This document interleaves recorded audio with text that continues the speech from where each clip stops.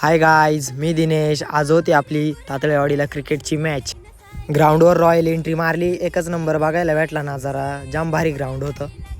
इकडं सोनोशीची आणि सावरकुट्याची मॅच चालू होती. इकडं सोनोशीचा आयकॉन प्लेअर दिनेश भाऊ बॅटिंग करत होता. जाम हार्ड बॅटिंग करत होता. त्याची बॅटिंग बघून जाम भारी वाटलं. एकच नंबर खेळत होता. त्यानंतर आमची आणि नळवाडीची मॅच लागली. ती मॅच आम्ही विन झालो. त्या मॅचच्या काय आपल्याला क्लिप वगैरे काढायला भेटल्या. सेकंड राऊंडच्या मॅचेस चालू झाल्या होत्या. आमची आणि आंबेवाडीची मॅच लागली होती. जाम भारी मॅच झाली ही. पतुदा आणि गोटुदानी नुसतं बॉलरांची जोर घेतली होती. जाम खतरनाक बॅटिंग केली दोघं.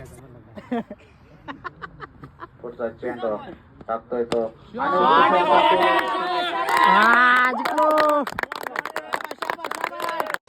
पोलची फायनल मॅच होती आपली.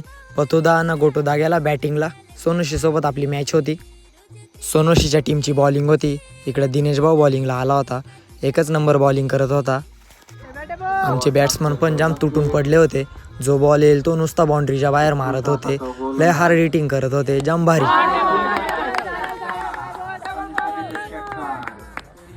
रोहित भाई बॅटिंगला गेला आणि पहिल्याच बॉलला षटकार मारला.